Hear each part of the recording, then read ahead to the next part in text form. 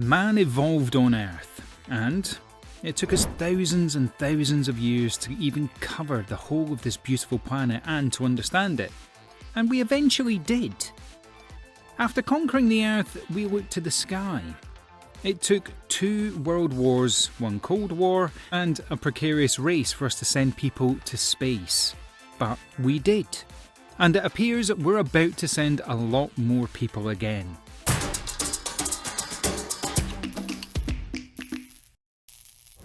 In May 2020, SpaceX managed to fulfill a dream the company has had for the last 18 years.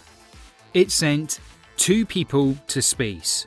Doug Hurley and Bob Behnken were the 2 NASA astronauts who had the honour of flying out to space with SpaceX rockets.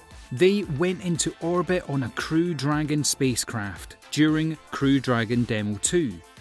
This made SpaceX the first private company to send astronauts to the International Space Station and marking the first crew launched from American soil in 9 years. The flight was successful and Crew Dragon Demo 2 successfully docked with the International Space Station. And it seems that SpaceX is not planning on stopping there. Their company plans to send more manned jets to space, starting with the first official operation flight of a Crew Dragon spacecraft. The Crew Dragon Demo 2 was the first crewed test flight, not the first official operational flight. Doug and Hurley had gone with the spacecraft to see if everything SpaceX claimed it was, and apparently it was. The trip that Doug and Hurley had gone on was what spaceheads call test flights. In space jargon, test flights are flights that are done to gather data during the flight of an aircraft. It could also refer to the gathering of data during the atmospheric test of reusable spacecraft and launch vehicles. The data is then used to evaluate the aerodynamic flight characteristics of the vehicle to validate the design. This kind of testing is especially important because it helps validate the safety aspect of the design as well. No one wants astronauts to go kaboom during launch or flight. Anyway, that was what the first Crew Dragon Demo 2 flight did. And oh yeah, there's a Crew Dragon Demo 1 flight, but that was an unmanned flight. It was a drone to show that the spacecraft would be able to go into space. After the success of the Crew Dragon Demo 1 flight, the second flight, the Crew Dragon Demo 2 flight, was planned. The second flight was successful and NASA is completely reviewing data from the flight to see whether they will certify SpaceX rockets and capsule systems for flights to and from the International Space Station. The success of the Demo 2 flight has now paved the way for at least 6 more planned ISIS missions as part of NASA's Commercial Crew program. With the success of SpaceX's program, NASA won't have to rely on Russia for flying its astronauts to space. It would have SpaceX instead. Hold up, wait. NASA relies on Russian rockets to fly its astronauts? Yes.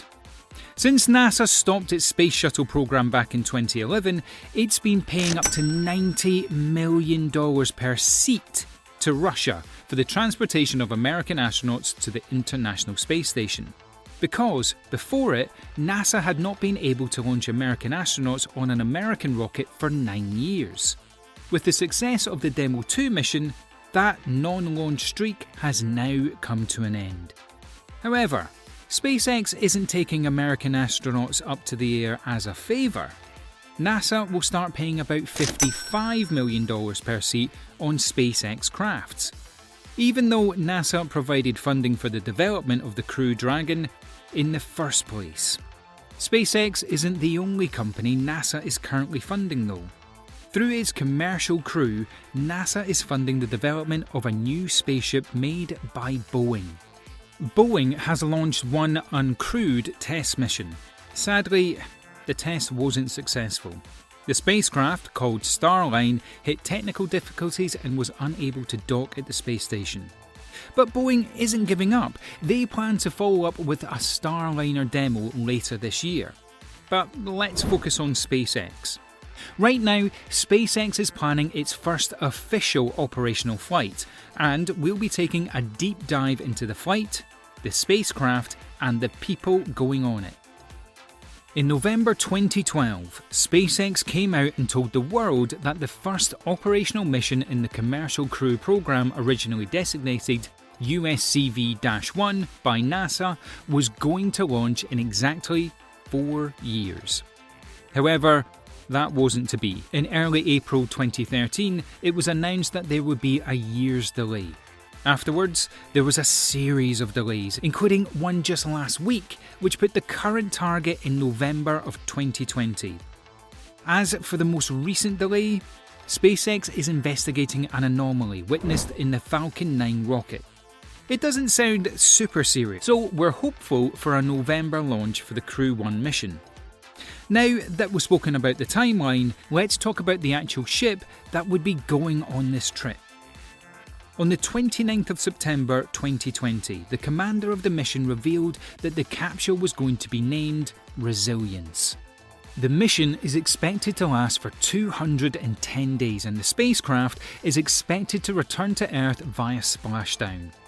And this won't be the last mission for Resilience, because in true SpaceX fashion, the Crew Dragon is reusable. Its reusability gives it a huge advantage in cutting costs of space travel. Just think, if you had to burn your car immediately after using it, you'd certainly not go on too many road trips. However, if you had a regular car that could be used over and over and over again, you'd probably go on a lot more road trips, if you love that sort of thing anyway. Oh, and yeah, humans love road trips, especially when they are to the moon. But moving on. There will be 4 crew members on the spaceship. Their names are Sochi Noguchi, Shannon Walker, Michael S. Hopkins, and Victor J. Glover. So, how's the mission supposed to go? First off, Resilience will dock with the International Docking Adapter on the Harmony module. The Harmony module is the utility hub of the International Space Station. The hub connects the laboratory module of the United States, Europe and Japan. It also provides electrical power and electronic data for the station.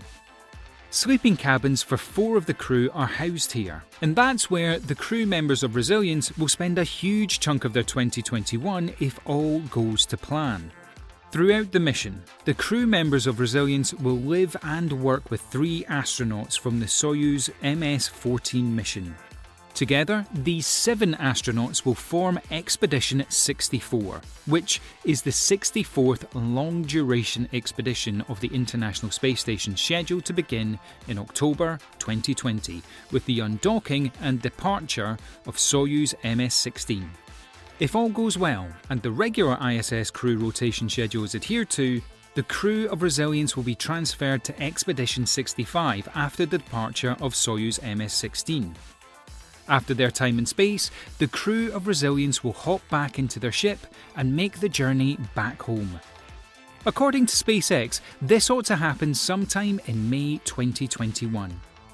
And now, let's look at Resilience, the spacecraft scheduled to take SpaceX's second crewed mission to the skies. Resilience was originally named C-207. And it was meant to fly after Crew 1. That is, it wasn't supposed to be the first operational spacecraft. It was meant to be the second. However, it was reassigned to fly Crew 1 after an anomaly during a static fire test destroyed capsule C-201. The capsule intended to be reflown on the Dragon crew in-flight aborted test. After C-201 was destroyed, spacecraft C-205, which was supposed to be used for Crew 1 mission, got assigned to the Demo 2 mission because it was further ahead in development. That left the C-207 and it had to be reassigned for Crew 1 mission. By the 1st of May 2020, when the Demo 2 mission was lifting off, C-207 was at the tail end of production and astronauts training had already commenced. With Boeing and SpaceX rapidly advancing plans to send crews to space, expect a lot more excitement in the stars over the next few years. Who knows, with Blue Origin also levelling up ferociously, space may just be the new frontier for heavy-duty commercialisation. In any case, SpaceX seems to be the first company taking the brave step on taking on space and exploring it. Albeit with funding from the good old space-loving USA. If you enjoyed this video, make sure to smash the like button and subscribe buttons. Goodbye, and remember, stay safe.